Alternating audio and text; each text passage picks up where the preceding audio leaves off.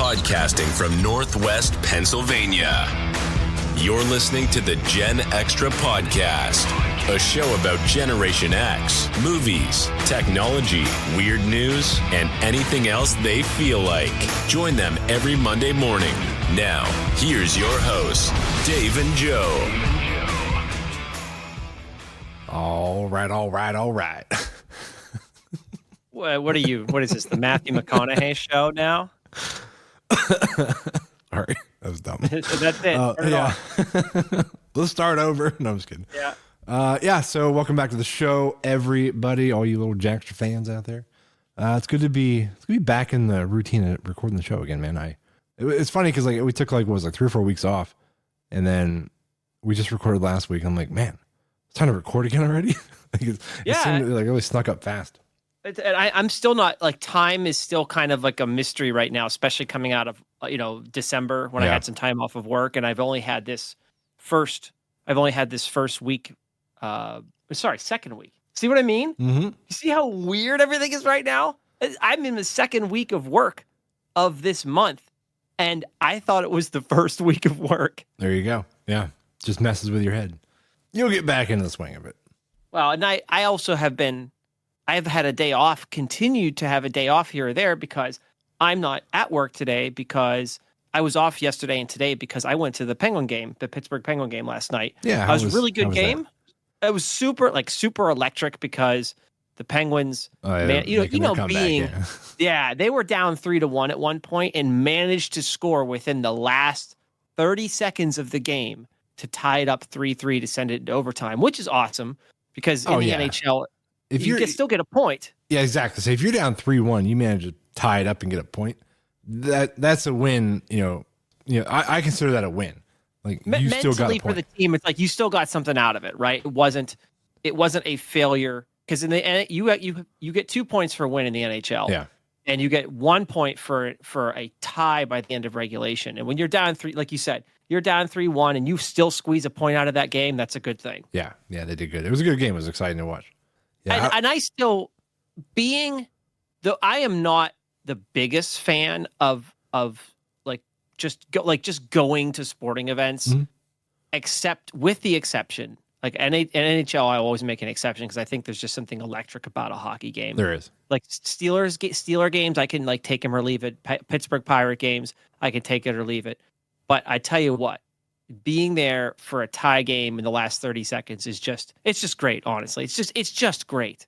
Yeah, there's something to be said about that because I feel the same way. Maybe it's just because I'm a big hockey fan as well. We both play hockey, and we can enjoy the game as it is. But when you, like you said, when you go to a baseball game or a football game, I don't know, it's not as exciting to me. There's such a disconnect because when you watch it on TV, you got the announcer, talking, and you got, stats and this and that and their thoughts on, that play. And it's just, you're just kind of watching it. It's like watching a movie on mute. Yeah. I get that. Yeah. Yeah. So I don't love it in that way, but like I said, with hockey, I can just watch the heck out of a live game. It's great. Yeah. There's something about being surrounded by all the people and the reaction when that tying goal goes in, it's just fantastic. Yeah, that was huge. What are we doing this episode? Well, we're in the second week of our 4-week rotation, and we did make a small adjustment to the schedule already. We're not repeating something that we did last week. In week 2, we do a Gen X, Gen X feature or Gen X topic. Mm-hmm. We're doing weird news. Classic. And our third pillar for the episode is some sort of I just want to say it's a list, right? Because we're gonna put a little bit more into it than that. But our general topic for week 2 in the third, as they used to say on Car Talk on NPR, in the third half of the show will be a list of some sort and some various some type of ranking or some type of thing. Yeah, I'm really excited about mine. So you've got one. Mine's going to be more like business related. Is yours not like that? What's yours like? Not at all. Awesome. Good. So we're just coming at this from 2 different angles. Yeah. If you're if you've been listening to the show for a long time, you know mine is not something that you're going to take serious. This is going to be, I'm as, already as a immediately, tease, yeah. I'm already regretting this.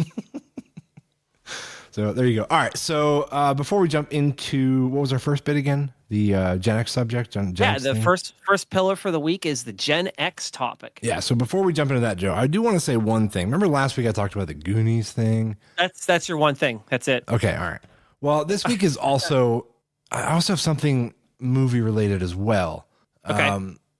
I was watching a movie recently. It was, oh God, what was it? It was actually Uncharted. I mentioned that movie last episode for some reason, but Okay. I was watching Uncharted, and it kind of made me realize that a lot of these like treasure hunting movies that they all kind of follow the same sort of formula, which is like, find clue A that leads you to clue Right. B, Right. so on and so forth until you find the treasure.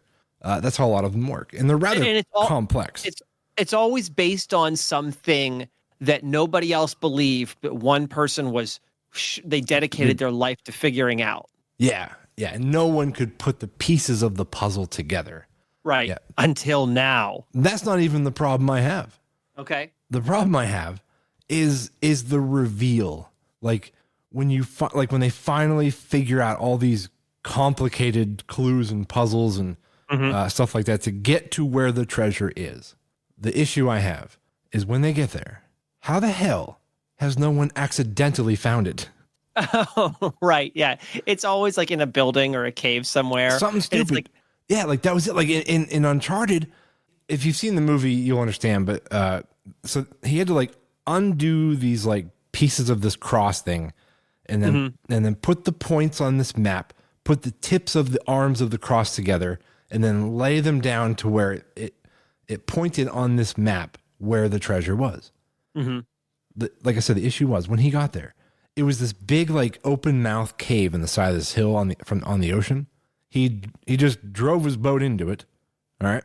Oh, geez. Drove his boat in, and then looked and saw like this like light, this luminance coming from under the water against the cave's edge, and he dove into the water, into that little light source hole, popped out the other side, and found the treasure.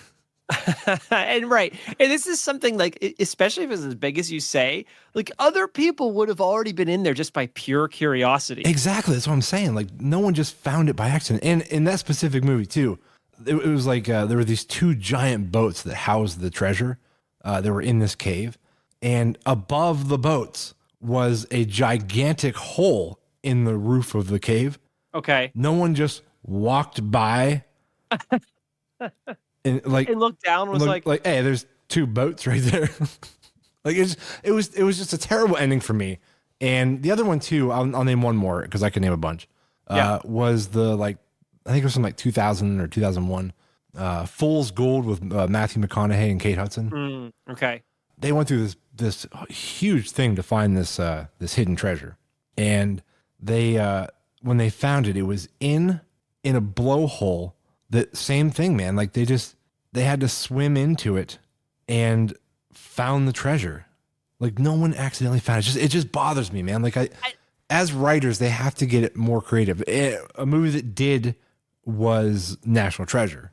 That would have been much harder to stumble across. National Treasures, if I remember correctly, all of like the treasure or the object that they were looking for was always, it usually was embedded. If I remember correctly, like some of it was like cemented into a wall or hidden in a secret chamber that you would not have known was there. Right. If you just were in the church or the building or the whatever it was that they were in at the time. Yeah. Yeah, exactly. Like they did a better job, yeah. Yeah, they did a better job, but I also have my own beef with National Treasure, and I don't know how they did it in some of these other treasure hunting movies.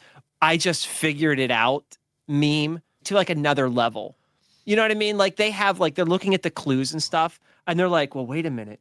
Oh, I know what you're talking about. Wait a minute. These are prime numbers, and prime numbers signify Wednesday. Now, Wednesday is the fourth day of the week, right? Sunday, Monday, Tuesday. It was the fourth day of the week. Four meaning fourth president of the United States. And they start just piecing this all together. Like it just came to them Like, no, Yeah. come on, man, come on. Right, fourth, and he was a Mason, and the Mason. Oh, and then it's like, so it's actually the address is actually 412 East Avenue. Yeah. Oh my God! Right. That's where the treasure is at. Yeah. It's just You're describing Nicolas Cage's character to a T in that movie. yeah, yeah. Oh my God. Oh my God.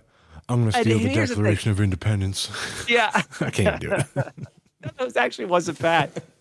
No, but that's the thing is, and they're not the only ones guilty. And yes, I actually do enjoy those movies. I will defend them more than I will make fun of them. But still, all those movies suffer from a very similar, like, I don't know what the right word is. Like when you just figure something out that you really had no plausible reason or ability to figure out.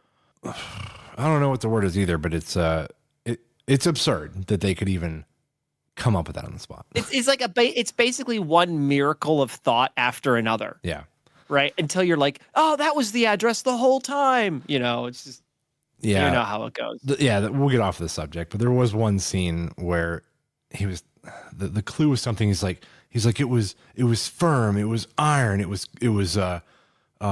he's like, it was resolved. And then he starts going in this whole thing. He's like, it was resolution. Oh no. Yeah. I know what you're talking about. Yeah. And that's when they, and he's like, it was a bunch of people, in a room signing a document, resolving, an issue with the United States. He's like, it's on the back. Resolute. Yeah. The Resolute desk or on the back of the Declaration of Independence.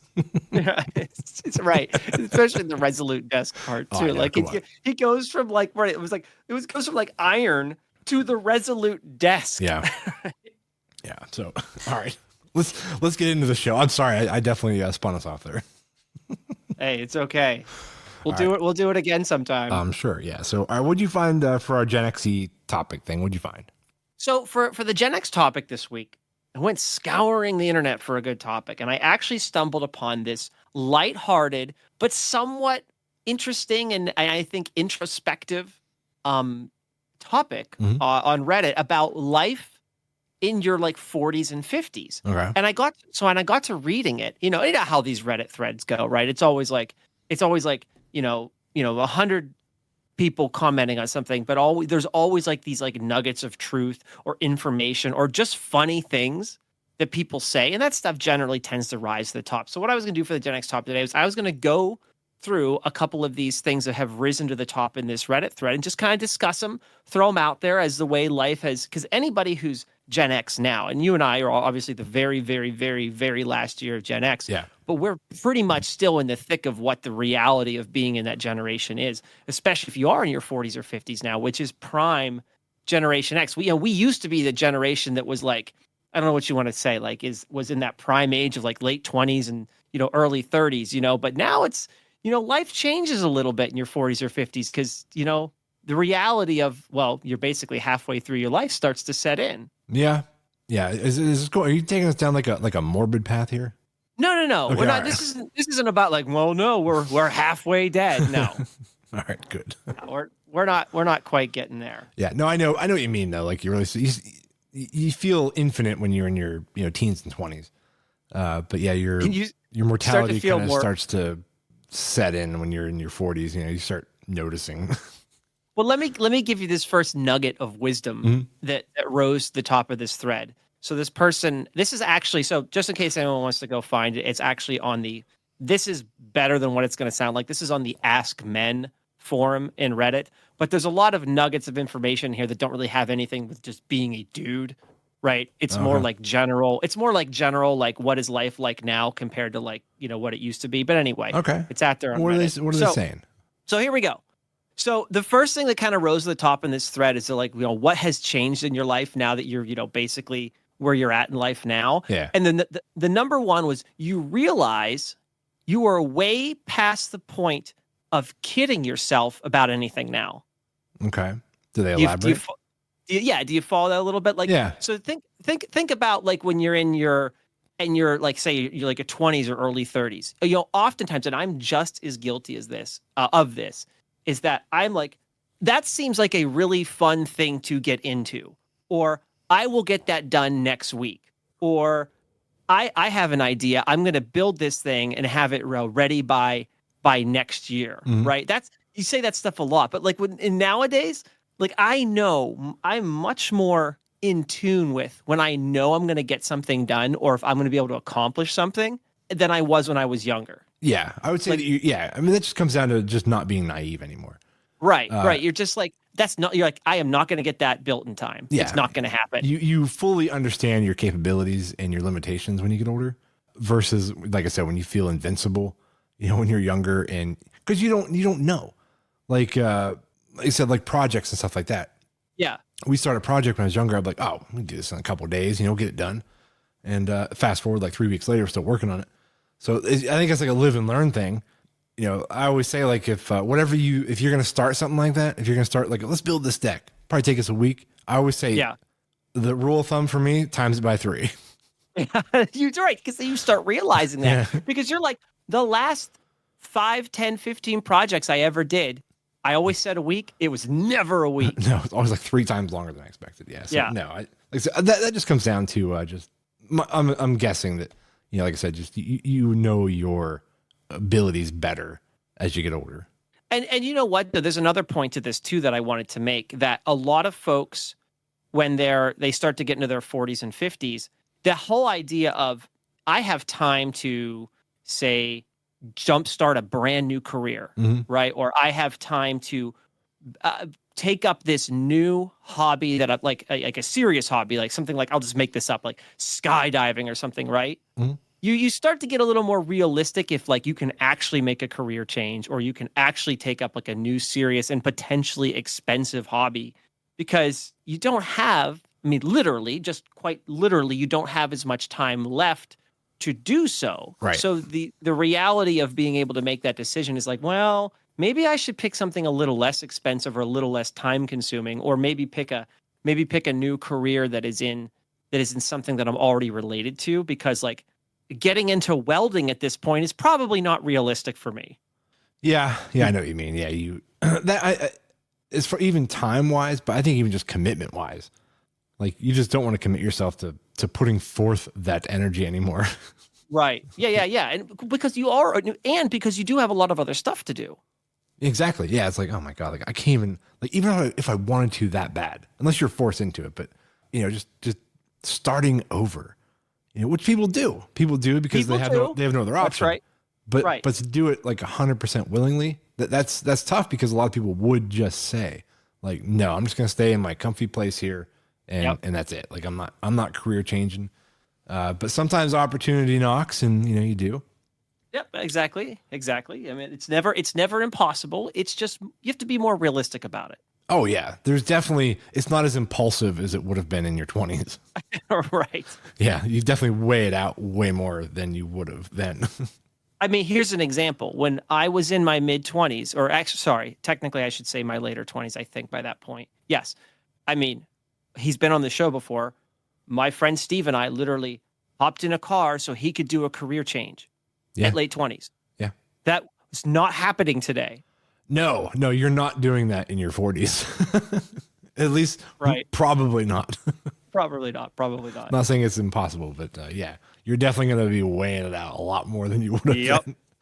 So, yeah, give me another one. What else you got? All right, so here we go. This one is kind of funny. I like this one. This is kind of funny. Ready? So this guy wrote 3 sentences, and it goes like this: everything physical is harder, everything mental is easier, and I suddenly care about watering my lawn. Yeah, that is definitely a thing. I don't know what is that like. I mean, I get the physical part of it and the mental part of it, but yeah. But your care for like, we talked about this before about standing on your back porch after you mow your grass. Yeah, right. It just kind of goes arms crossed, nodding your head. You're like, yes, look at that lawn. Like when you are in your 20s, you really don't care as much about that kind of stuff. So I was annoyed when I had to do it. It was a burden. Yeah. Yeah. But you never understood like your parents' perspective on, keeping the grass mowed, making it look nice. You're like, whatever, like just mow the grass so you can just go hang out with your friends. So, I mean, I get it now. A lot of things are like hindsight, you get it. Like, you do. Like you understand like the where your parents were coming from on certain topics and things like that. You're like, okay. Well, when it comes to like the mental side of this too, like, and it's super interesting because someone who is like younger in this thread poses a question. They say, I don't really get the mental part, like why do mental tasks become quote unquote easier? And I can attest to this. Oh, for sure. Whether it be at home or at work. Like there's so many things now that I do not dedicate any mental time to that I would have when I was like, and like take my job, for instance, you know, I can't go into too super details on it, but there are things that come up at work that that will mentally tax the younger people at work. Like, you know, this is probably a big deal. You know, we got to get it done by tomorrow. This is, you know, if we don't spend at least like this amount of time on it, you know, like, you know, and I generally speaking, I don't spend as much time on those things because I've learned and I've kind of absorbed, you know, over time, like you kind of get a general understanding of like what are real problems and emergencies that you have to spend mental time and energy on solving versus like, this seems important now, but I bet by tomorrow it's probably going to blow over. And 9 times out of 10, you know, I'm right about this kind of stuff, but it's something that you don't really learn until you actually are in that environment for say 20 years. Yeah. I think that also comes down to just life experience. Yeah. Yeah. You gain so much more understanding and knowledge on just things and situations. You know, if, you know, in like, I always have to relate to your 20s, you know, or your teens.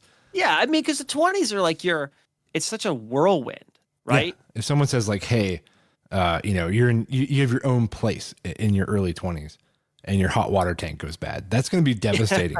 You're not going to know what to do, how to handle it. You know, you're going to be calling people. You're like, I don't know. Like, I don't know what to do.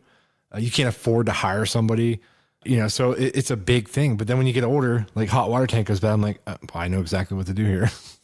I know how to fix it. And that's exactly what a lot of people start to expand on this. They're like, the hot water tank doesn't come up, but something very similar comes up. It's like, you know, this thing broke in my house when I was like in my older 20s. And it was like, how in the world are we ever going to do this? And it was like, now it's like, it'll be done by, you know, we can patch it, or I can put all, you know, I can fix the hole in the wall, or, you know, it's just not an emergency anymore. And I think that's probably one of the most, like, I guess maybe the best way to put it, I would put it, is like, that's one of the more relaxing parts about being like in your 40s or early 50s, is that certain things aren't emergencies anymore. No. And they do become less complicated, but I also think it kind of comes down to like I said, your own personal experience, because like, something that may be, you know, relatively easy for me to deal with can still be harder for somebody else because they don't have the experience. Yeah. Like recently, my friend, I won't name him because he listens to the show, but he'll know. He had to change a light fixture and didn't really understand how to go about it and needed some, you know, guidance. Yeah. And was super nervous about, you know, making sure the power was out. And, you know, I'm trying to walk him through it. I'm like, I don't know. I'm like, if you can't find the switch or the breaker, I'm like, there's one surefire way to figure it out. Yeah, there's one big one. But he didn't want to do that. And I've done that before. I'm okay with it. But I'm like, just go to your breaker box. I'm like, and throw your main. And he's like, which one's that? I'm like, it's the one on the top, the big one. And, yeah. So he just literally turned the whole power off his entire house to change out a light fixture, which is fine. He was way more comfortable at that moment. But now he knows more than he did when he went into that job. So I think it's really funny though, because one of the tasks, a little bit of a tangent here, because you know the difference between me and you when it comes to like handyman capabilities is night and day. You know how to do everything. I know how to do nearly nothing. And I'm not good at even some of the basic stuff, but there's one thing I can do.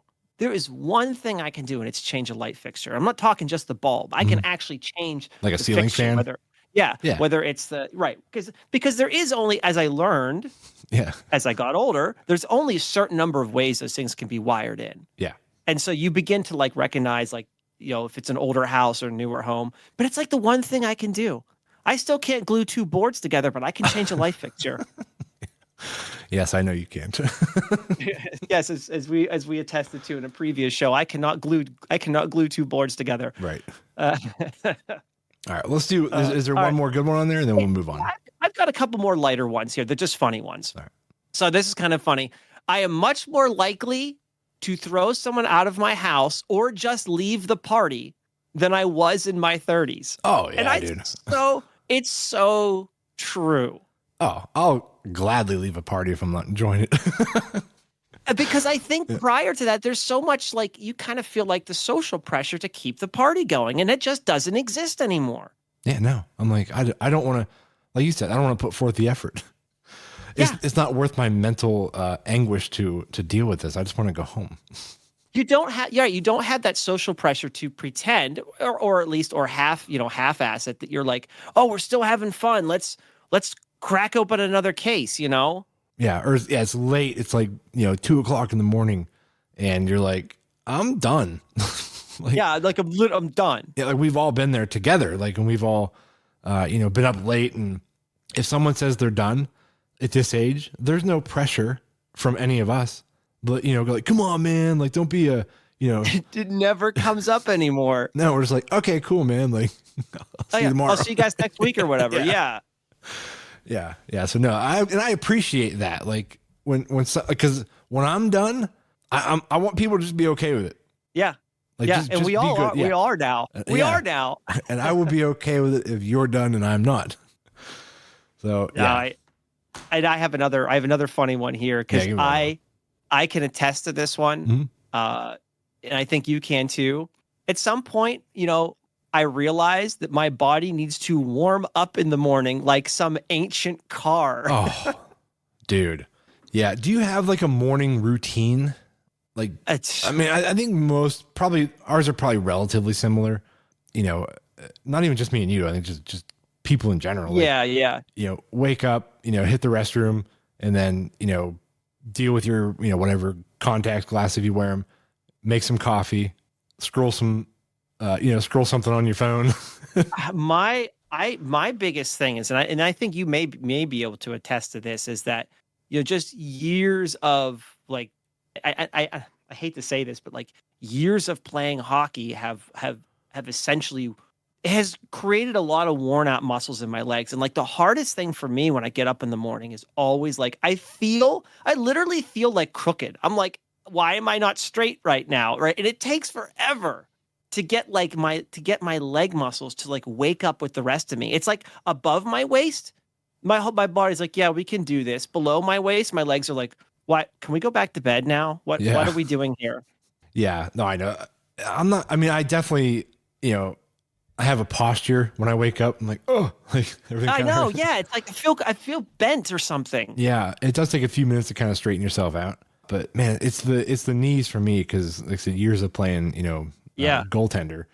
Yeah. My knees, certain things like just walking around is fine. But man, if I have to like get down on my knees and get back up, which is what I do on the ice, it's painful. It's just still, and honestly, and I hate to say this because it sounds like an old man, but I'm still surprised by it. Mm-hmm. Because we're not old. In fact, you and I aren't even quote unquote middle aged. Now don't get me wrong. There are people in the Gen X generation who this is probably a lot worse for because they are officially middle age or whatever. You and I aren't even quite there yet. I don't think that starts till like 45, 46. Yeah, we're getting there. But the point is we're getting there, and it's such a weird thing to have to deal with because I'm only into dealing with this for like a couple of years now, and it's still a weird thing for me to deal with because I haven't been dealing with, and it's just like a surprise every morning. I'm like, why does everything hurt so? And then like a half hour, an hour goes by, and it kind of disappears. But it's weird that it's there for like an hour. Yeah. I mean that's, and you know what though? Sadly, it's not going to get any better. No, I suspect that it will not. Yeah. Do you ever think to yourself, like when it's time to hang up your skates? Has that even crossed your mind yet? I mean, I tell you, the thing has crossed my mind.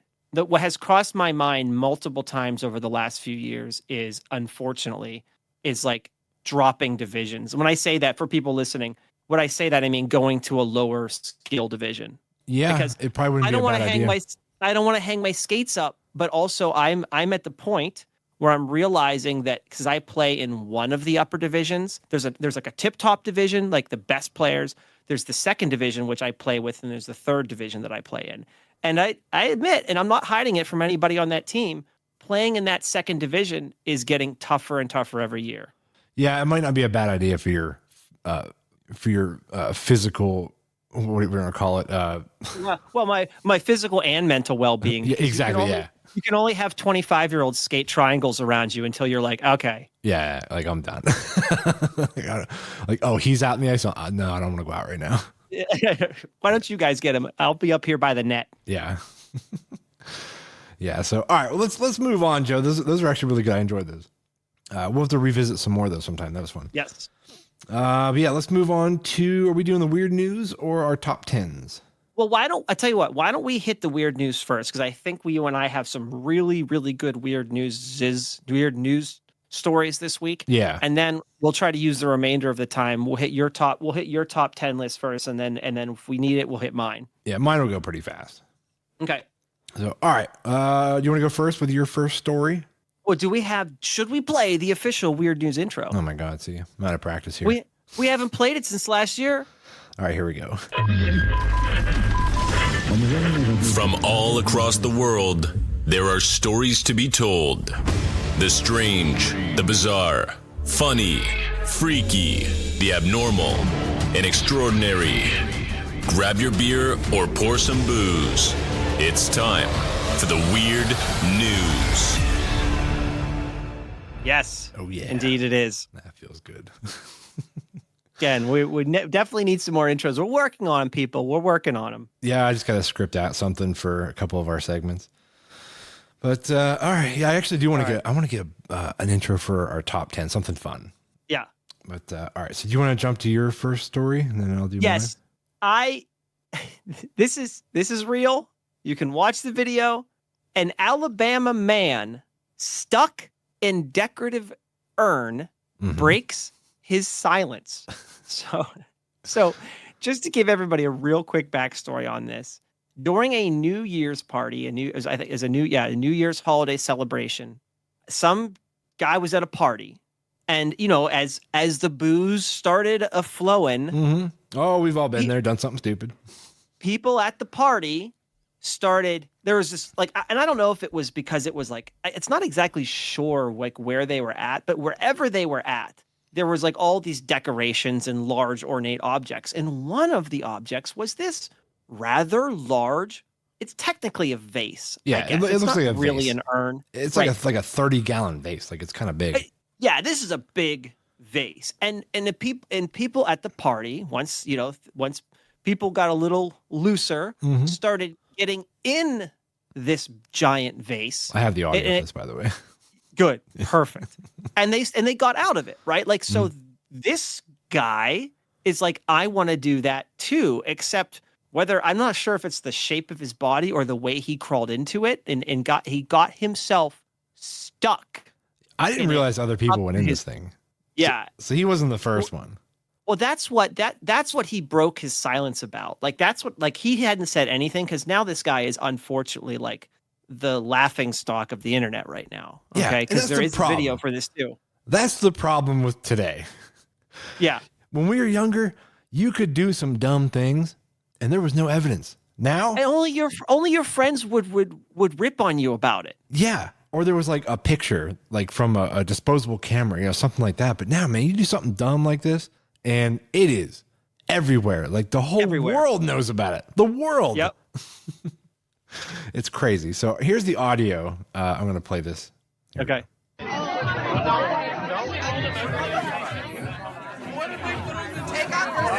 They're, I'm doing everything I fucking can! he's stuck. God damn it! He's there's 12 people around him as he's on the ground on his back with this big vase stuck on his whole midsection. And they're all suggesting that he do something different. There's somebody telling him to take off his pants. There's somebody telling him to take off his sweater. And he's so irritated. He's I'm doing everything I effing can. Yeah, this one girl kind of leans in she's got the answer, all the correct advice for him. He's not taking it well. Let me see. No. There's 15 seconds left. Let me see what I'm I took my belt off and I didn't do shit. I took my belt off. There we go. You got it, Connor. You got it. You do. You can do it. You really can. You really can. I love the encouragement. I know. You got it, Connor. You got it. She's just gonna lean in and encourage him out of the vase, right? I know. Poor Connor. Does it say if he ever actually got out? Yeah, he is out. I guess later that night, Did they have to break somebody it? finally came along with a chisel and a hammer. Oh, they and broke it. Yeah, they just literally had to. So this is the way it's described. Again, I'm reading from the Daily Beast here, their article on it. Eventually, the crowd realized that they would have to bust him out of it, leading to a very nice person coming along to aid with his chisel. So he chiseled the vase in certain. I guess I don't know if it completely shattered, but they broke enough of it off that he was able to get out. And unfortunately, it gets even funnier. Even with it chiseled and broken in a bunch of places, which now makes it sharp, he still had to take his pants off to get out of the thing. Are you serious? Yeah. Hopefully it wasn't like bare-assed. I guess he said at this point, I think the way it's described here, I think he just kept like his boxers on for the rest of the party, and then that was it. That's like hilarious. He Just own it. partied the rest of the night. Yeah, he just owned it. Yeah. It's like, where are your pants at? Over in that vase. I guess they got ripped up pretty bad on the way out. Wow. So there you go. So do not, Gen Extra advice today, do not get in a decorative vase, even if it is like a 30 or 40 gallon vase. Yeah, that'd be embarrassing. And kind of scary too. What if you got like a muscle cramp? That'd be bad, dude. It's just. You ever lay in bed? You ever lay in bed and get like the hamstring cramp and you got like whip your leg straight up in the air like, oh God. You ever do that? Oh, speaking of like the first topic, Yeah. things that you get in your 40s and 50s now that I didn't get when I was younger. Yeah, leg cramps. Cramps, yeah. Yeah, so there you go. Yeah. All right, well, I'm going to move on to my story here. Now, Okay. I will give you fair warning. Both of my stories, you're probably not going to love. Oh, no. I'm sorry. I had to do this one, man. This one was all over the place. It was out of Pittsburgh. So, real close to us. Okay, do it. It's on newsnation.com. It's the headline here is an expensive meal. Pennsylvania family dog eats $4,000 in cash off the counter. Oh. Oh yeah. Wait, it ate the money. Oh yeah. Ate the money. Not something worth $4,000, literally $4,000. Ate cash. Yep. Ate the cash. So it says a Pittsburgh couple says their golden doodle named Cecil has never done anything bad in his life. But it seems that Cecil has a pretty expensive taste considering he ate $4,000 in cash snatched off the couple's counter. Some people are probably wondering why they had $4,000 sitting on the counter. They had two. It says law says the money was out on the counter to pay for a housing and landscaping project. And this was the first time Cecil pulled something off the counter. Yeah, right. Come on. Ugh. Yeah, okay. Here's where it gets bad. Oh no, I see where this is going already. So Cecil ate all the cash, tore it up, and shredded it up, puked a bunch of it up, and also pooped a bunch of it out. So the owners of the dog, they picked through the vomit and picked through the poop, cleaned it all up, and literally put together like this jigsaw puzzle of pieces of money. Right, which you can do, by the way. I mean, there's nothing illegal about that. Yeah. As of this article, they recovered $3,550. Not bad. Not bad. And they did take it to the bank. And I think the bank did say at one point they had to clean it up a little bit better. But they were able to take it back. So Okay. Yeah. I mean, what an awful thing to do. I know. That's just though, like the sinking. The sinking feeling that you would have when you realized that your dog ate the money. Like, because that's like a double whammy, because not only do you realize that you may be out $4,000, but also if you have any chance of getting it back, you're going to have to do what they did. Yeah, that's my question was like, what would you do? What would you do, Joe? The very first thing that came to mind when you started reading that was that if it had happened to me, could I get the money back by just unfortunately dealing with the aftermath? Yeah, there'd be gloves and like it'd be bad. Excuse me, it'd be terrible. I would definitely. I mean, I would do it. You'd have to. You're just gonna throw it in a bag and be like, well, there goes $4,000. Like you're gonna make an effort to put that money back together. $1,000. It's not 20, you know? Yeah, $20 I might be like, $20. Yeah, like whatever. like I'm not gonna deal with that. I mean, it's still $20, but I ain't getting my hands in that for $20.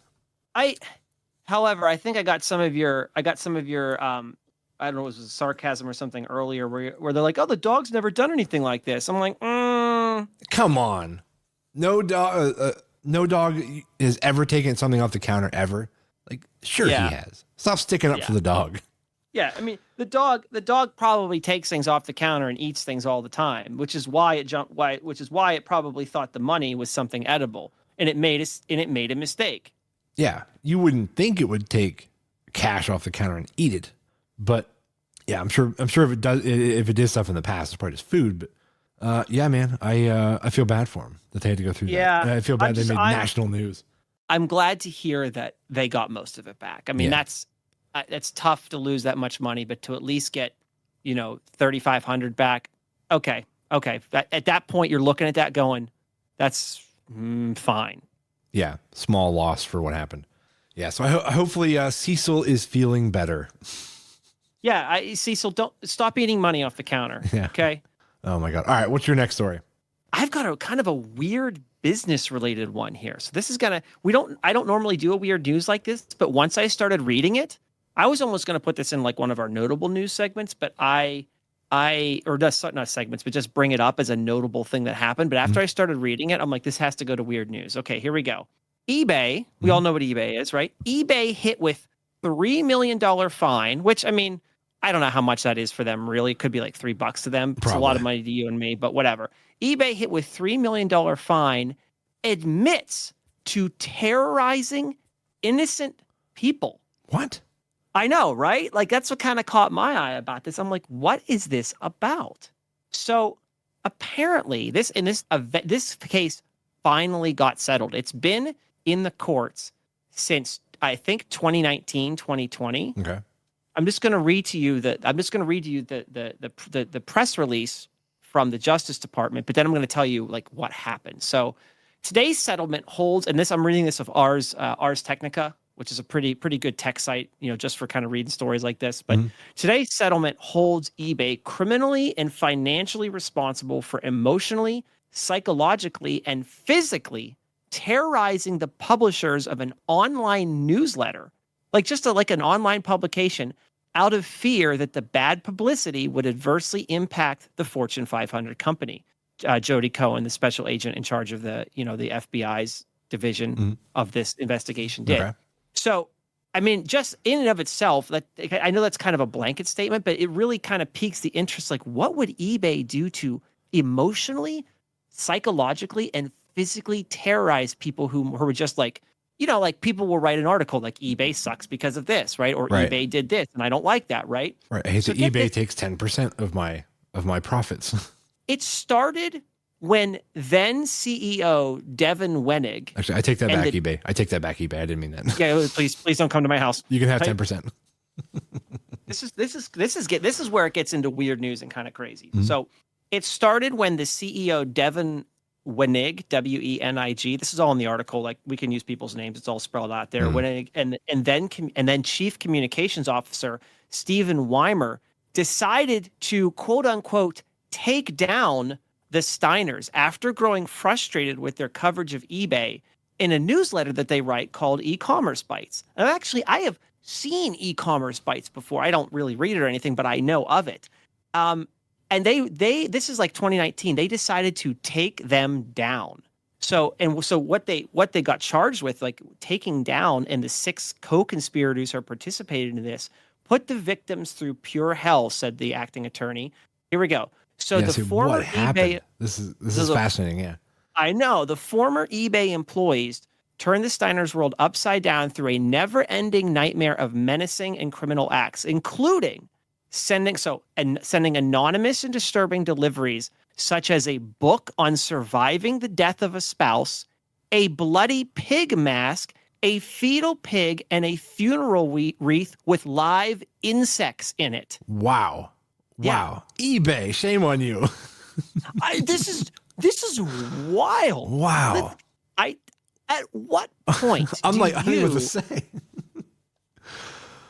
That's so Oh, mean. Like, oh, sorry, go ahead.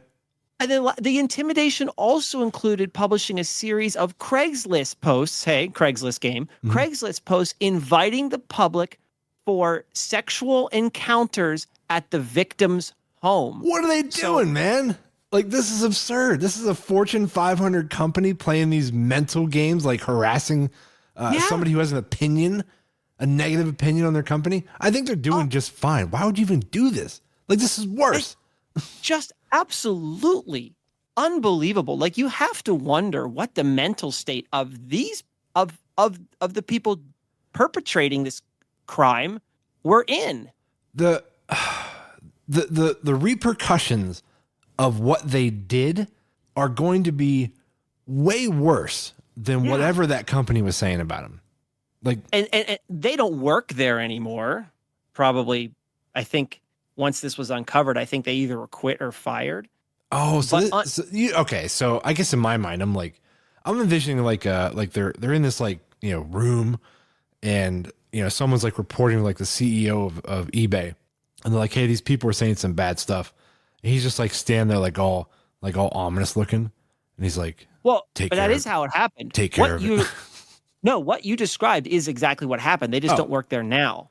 Oh, so do you think was it the actual like CEO of the company, or was it like somebody in charge of like public relations or something? No, they were named. The CEO, them, and 6 other co-conspirators who harassed this couple were the named defendants. And eBay. eBay was also a defendant in the case. So it wasn't just like a rogue couple employees that decided to do this.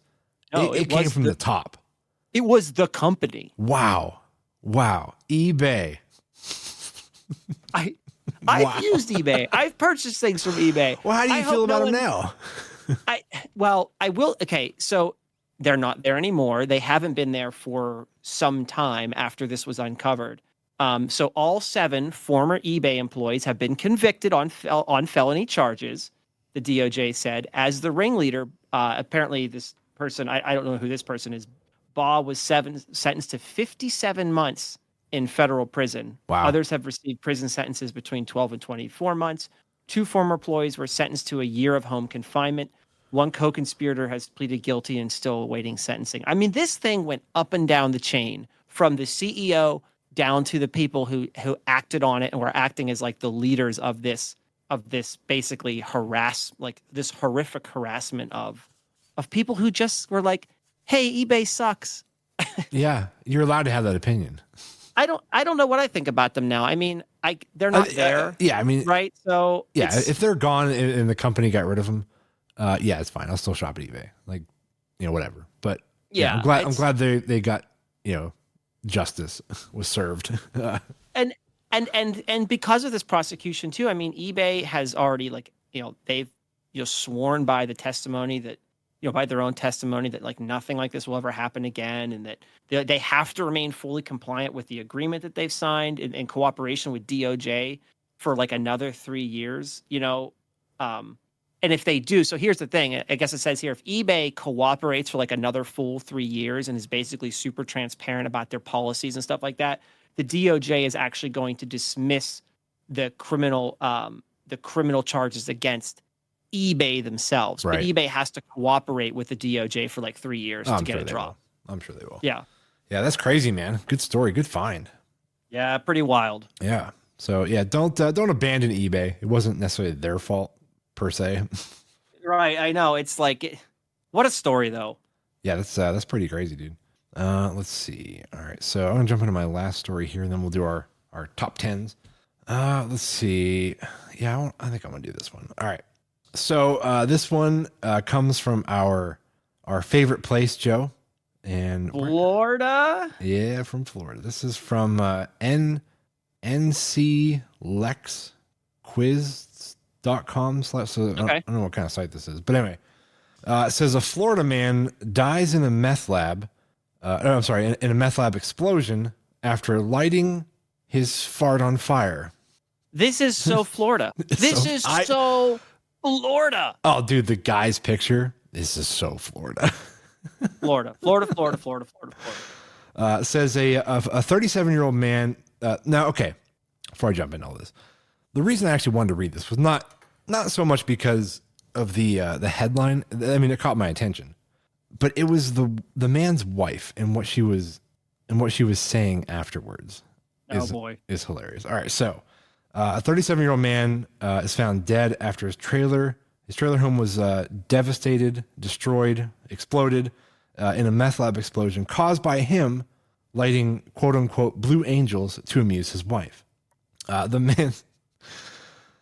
man's wife was found laying naked on the couple's front yard, reportedly still laughing. What? And then, quote from her wife, a blue angel is when you put a lighter up to your butt and fart and make it catch fire. It's funny as explicit.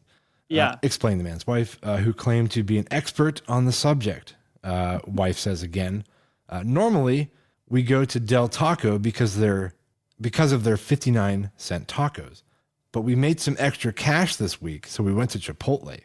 The flatulence that you get from there could fill a gas chamber. This is all her words. I know this is a horrible story.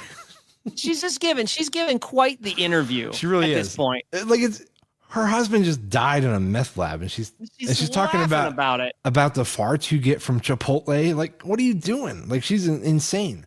It says, I know he's looking up from hell, laughing his ass off. Oh my God. Okay, so smiling. As she's smiling through blackened teeth. Apparently caused by the fire. Yeah, right.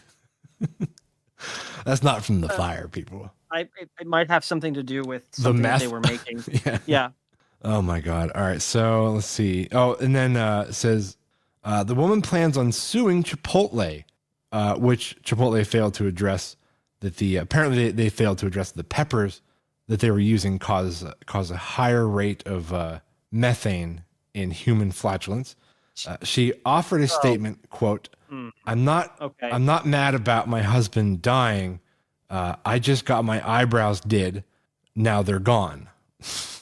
This is unbelievably Florida. Like everything about this story, like I expected to hear, but also at the same time, it just makes me believe that Florida is its own special place. It really is.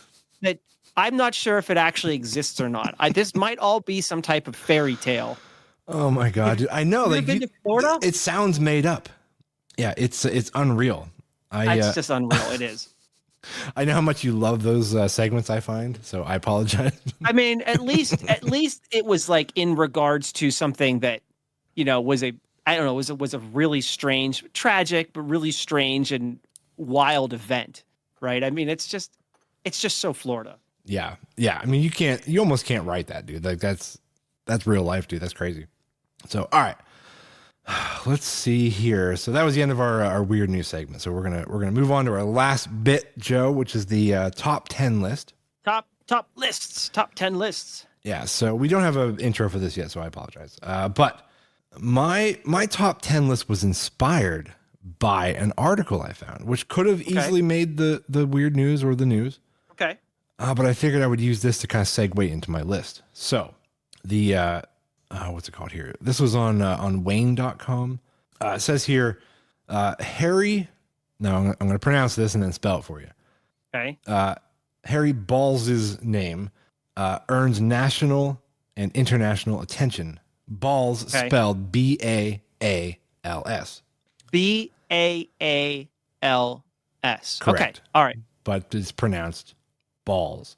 So here we go. I'm going to play the clip and then I'll get into my top 10 list. So here we go. Shoot. Name anyway. Well, in this case, a lot of laughs and worldwide attention. Some people here want the new government center to be named after longtime Fort Wayne Mayor Harry Balls. The city says no way. But as News Channel 15's Chris Hopper found out today, whether the name is on the building or not, the jokes are still coming. Yeah, Heather, there are nearly 20,000 votes for the Harry Balls Government Center. You can figure out why that's funny to people, and Fort Wayne doesn't want to be the target of late-night TV jokes, but it looks like it's too late for that.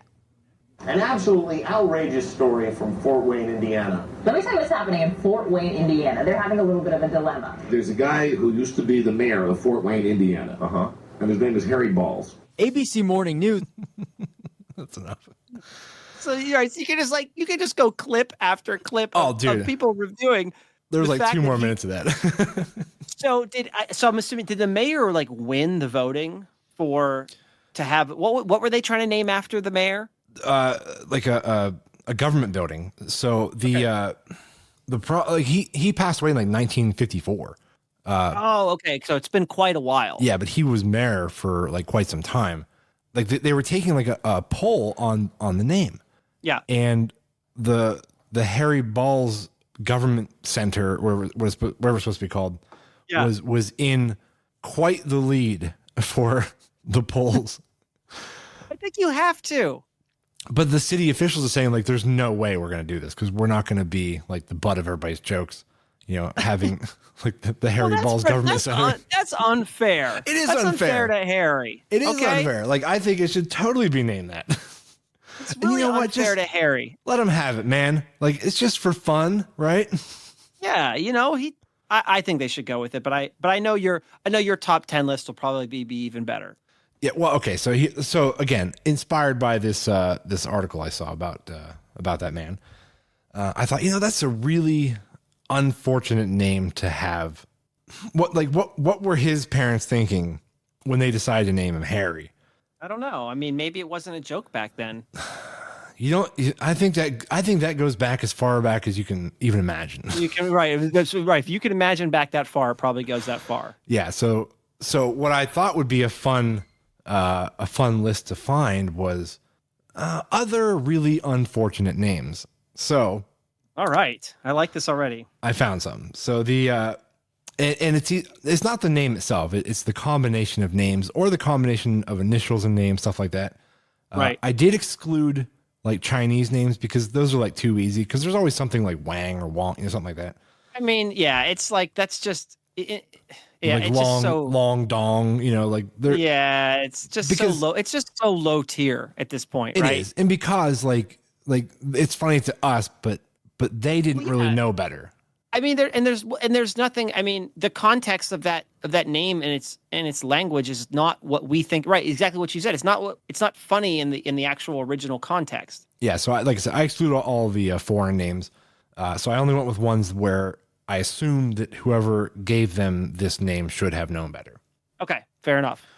All right, so the first one is it's a picture of a kid at his graduation, and it gives you your first initial, last name. His name it's P. Enos. Oh, wow. Okay. Yeah, so that's not good. Maybe a Pat Enos, perhaps. Could be Paul Enos. Paul Enos, yeah, right. Yeah.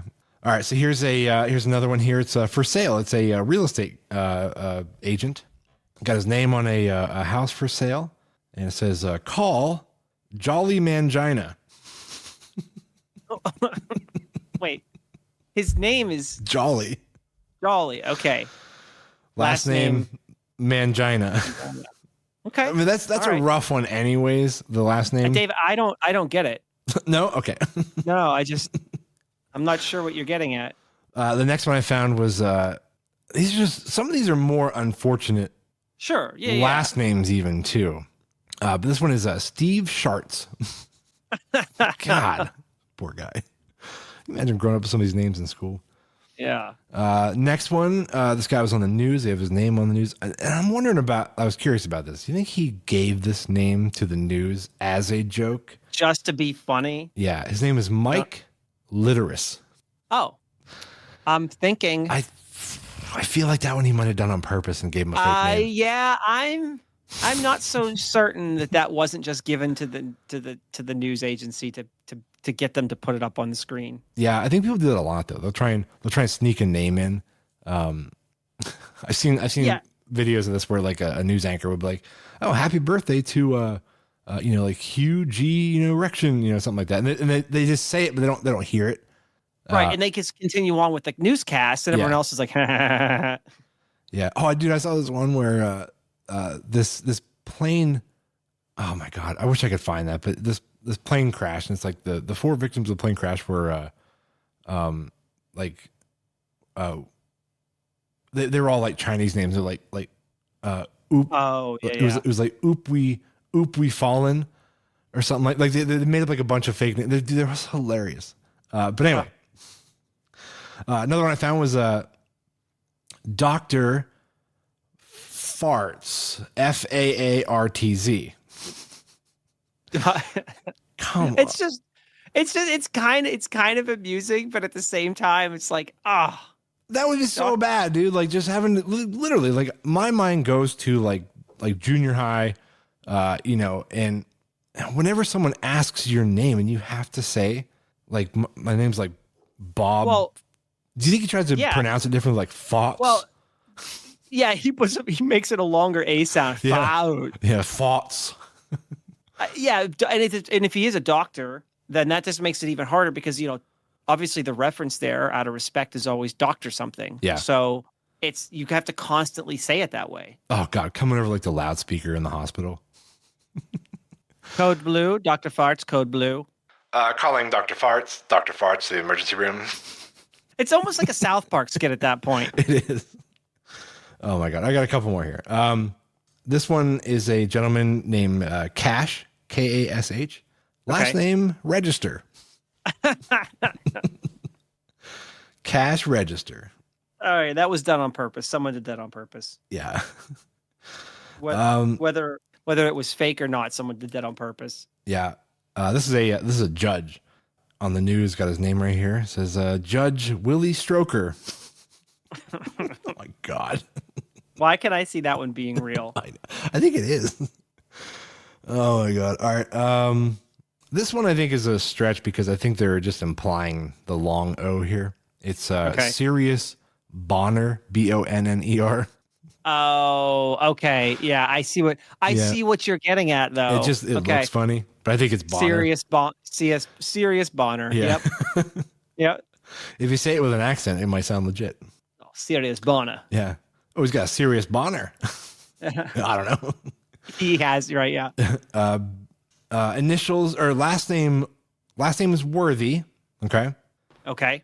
First name, I'm assuming, is like Bobby Joe. So its initials are BJ Worthy. Oh. I know. Okay. Why I know. It's just like, and it's on another real estate thing. Like, if you have the initials BJ and your last name is Worthy, don't ever put your initials on something. yeah, just or B, just be worthy. Yeah, leave out the second letter, wherever you have to. But my God, how do they not know that? How do they not see it? I just feel bad for folks where people their parents thought it was funny. Yeah. So that's my list. It was funny. It was funnier in my head. That's a heck of a list, man. I mean, dude, there were so many more. There was like I said, there was a list of like 150 names, and it just keeps going and going. It does, but a lot of them I said were like Chinese, Chinese. Yeah, and that's just so. I mean, that's like I said. I just don't think that's. It's just not worth the time poking fun of. It's just, you know what I mean? It's so overdone and it's not funny in the native context. Right. It's just, it's not their fault. It's funny in our language. Yeah, exactly. Yeah. So did you want to do anything off of your list? Well, I have. Well, how much time do we got? We got enough time? Yeah, let's do it. Okay. So we did this once last year. I brought it back for this year. We're doing the best selling, and I'm going to skip through it. I'm going to make it interesting, but we're going to do the best selling cars/vehicles of 2023, and there's some surprises on the list, and I can attest to some of these surprises, but I'm most interested in starting with the first three, actually, number 1 and number 2 and number 3. Whoa. Yeah, I don't want to start on the bestseller. Well, so I'll tell you what, we'll save the best for last. Yeah. I'm saving the top 3 for last. Okay. For a very specific reason, because I'll explain when I get there. So this is best-selling cars. I do believe this is the United States. So this is U.S. auto sales. Yeah, start at number 10, go all the way to number 7. We'll just go through these ones and then we'll discuss the top 3. Okay. So I do want to throw a couple of the higher rankings. So I know we call it like the top 10 list, but there's it actually goes up to 25. So I'm going to throw some honorable mentions out there. it's probably not a big surprise that Subarus end up above the top 10 list. Like the Subaru Crosstrek, the Outback, and all of their various models in between, like the Forester, end up on this list every year, right? Because they're so practical. And I love a Subaru. So I'm right there with them. Like they almost always end up on like the tail. They're never in like the top 10, but Subarus are always like in like right after the top 10. And I just want to throw that honorable mention out there because, well, a Subaru is a good all-weather vehicle. It is. Yeah. Very reliable cars. Built like a tank. They are, that you can just drive the hell out of them. And just so you know, the Ford Exploder did come in at number 18. Okay. All right. I mean, mine's 10 years old now. I'm still driving it. That's right. And it did not explode. It hasn't exploded yet. So here we go. Let's get up to number 10. Kind of a boring one at number 10. I see these everywhere, and I'm not this type of person. The Jeep Grand Cherokee. Yeah. Yeah. I'm not a big fan of Jeeps, but I get it. At about 245,000 units sold, Jeep Cherokee. Okay, cool. I get it. Number 9 kind of surprised me. The Nissan Rogue. Those are nice cars. They are nice. I just didn't realize it was this well selling. Yeah, we were looking at maybe getting one of those actually. The Rogue, it's not a bad car. 271,000 units sold in the United States, so definitely more popular than I thought. Okay. Nah, All right, you ready for the snooze fest that is number 8? Yeah. Even though it's super reliable car and there's a reason for it to be here. Toyota Camry. I knew it. You knew it. I heard you start to call it out before I finished it.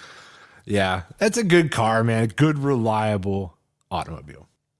So this is kind of funny what Car and Driver says too. They says, we think hell will freeze over before the Toyota Camry relinquishes its spot as the best-selling non-SUV in the country. Its sales declined 2% compared to 2022, but it maintained its place and even to pass the Nissan Rogue. I guess before the Rogue was slightly above it. But yeah, the Camry. Yeah. All right. Okay. What's number 7?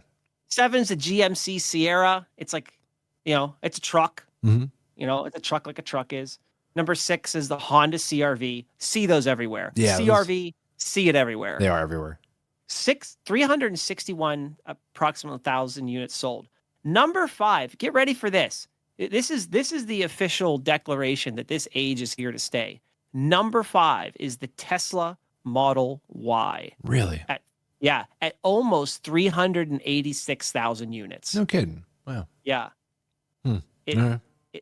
It finished only behind, which is number 4, which is the RAV4 in terms of like raw numbers, which even here in Erie where we get, a lot of inclement weather, which it shouldn't really, which I said shouldn't really deter people from buying it anyway. I do see a lot of Model Ys in town. So it's here to stay. Yeah. We don't have many Teslas in this area. Not where you're at. I mean, it's a little bit, the infrastructure doesn't really support you as well where you're at. No. And, there's a lot of hills around here and, back roads and stuff like that. So you see a lot more, like trucks and SUVs around here. Number 4 in the United States is still the Toyota RAV4. So it retained its crown as the best-selling SUV in America once again. And I always forget that the RAV4 is this popular. And I know there's a ton of them, but like it never comes to my mind that like the RAV4 is this popular. And it finished with almost 435,000 units sold. Wow. Yeah. All right, here we go. Top 3, Joe. What are the top 3 selling cars? The only thing that I want to mention before I say these 3 is that nothing really delivers freedom and democracy like these top 3 picks. Like a Chevy truck. Here we go. The top 3 picks in the United States for most selling vehicles. Number 3 is the Ram. Ram pickup. Okay. Number 2 is the Chevy Silverado. Uh-huh. And number 1 for the 80th year in a row is the Ford F-Series. Okay, all right. It never fails in this country, which, hey, I think is fine. I'm not saying that it's bad. It's just that when I think of America, I think of numbers 1, 2, and 3. Yeah, trucks. That's crazy to me that the top selling vehicles in 2023 were all trucks. Yeah. The number one, the Ford F Series sold almost 751,000 units last year. Dude, those are not cheap vehicles either. No, they're not. In fact, a good portion of them were even the electric version. Oh, well, yeah, there's that. Yeah, I'm going to look up right now. Let's see. Ford F-150. There you go. Ford F-150. Yeah. Here we go. Build. Okay, here we go. Here's one. All right, so this is Ford F-150. 2024. That's Toyota. Here we go. Oh, Jesus. All right. So the Ford F-150. This is the Lightning. Is that work? The Lightning is the electric one. Okay, that's $54,000 for the electric one. The Ford F-250, $45,000. Just is that the gas the model, quote unquote gas engine? Yeah. Yeah. The Toyota. Was Toyota on there? No, the Ram was. Here's the Ram 1500. Yeah. Actually, that's not bad. $40,000. I mean, it's more expensive than your typical sedan, but it's still like that's not shocking, I guess. Yeah, that's not nearly as bad as I thought it was going to be. I was thinking like more of these trucks were going to be like $65,000. Well, I think they can get up there though. I think if you start throwing options and stuff on them, I think they ramp up quickly. Oh, okay. Yeah, I'm seeing 47,000. 48,000. Okay, so these are all used too, but yeah, still. I guess they're not as expensive as I thought. Even the base price. Right. But still, though, trucks. What's so wild about this list is not so much that like that the Ford. I knew the Ford was popular, but the fact that it goes Ford F Series, Chevy Silverado, and then the Ram. It just goes to show you that anybody who could buy a vehicle in the United States, there's a significant chance that they're going to get a truck when they go to buy something. I mean, they are handy, but all those people that own those trucks, all the people that they're friends with that don't have trucks. Yeah, they all want to use your truck. Yeah, right. So hey, I admit we are not a truck house, but we're a Subaru. We have two Subarus in the house. What's also super interesting about this list is that once again in the United States, there's only two what you would actually call a car on here, sedans. The Tesla Model Y, which is actually a pretty big vehicle, like overall, and the Camry. Everything else on this list is either a truck or an SUV. I think people just want bigger cars. They do. I mean, that's just the culture in the United States is that big cars, big trucks, well, they're more comfortable. You could put more stuff in them. You can, yeah. Like I don't like driving sedans. Like I'm 6'2", like so none of them really fit me well. Yeah, I can't really imagine you squeezing into like no. Civic. So that's why I like to have SUVs. Yeah, I don't blame you, man. I get it. Yeah, I'm surprised we never actually bought a truck. Maybe it's in our future. We'll see. Uh-oh. You know what's going to happen? You're going to end up with number 1, 2, or 3 on this list. Yeah, probably. Okay, so what do you think? Would you go with the Ram, the Chevy, or the Ford? Which one you going with? I think I'd probably go with the Ford because I think it was after 2015 or 16 or something like that. All the F-150s went with like an aluminum body. Okay. So they won't rust. Which is great. Yeah. So that was which is great in Northwest PA. Yeah, exactly. Yeah. So a big problem with a lot of vehicles around here is they'll rust out. So Yep. Having an aluminum body would be fantastic. Well, then there you have it, everybody. There you have it. Dave would buy the Ford. Yes, he's going with the F-150. All right. Well, I'm sure people are tired of hearing us talking about vehicles, so let's wrap this show up. So, guys, Thank you all for tuning in for another one. We'll see you next Monday. Talk to you next time.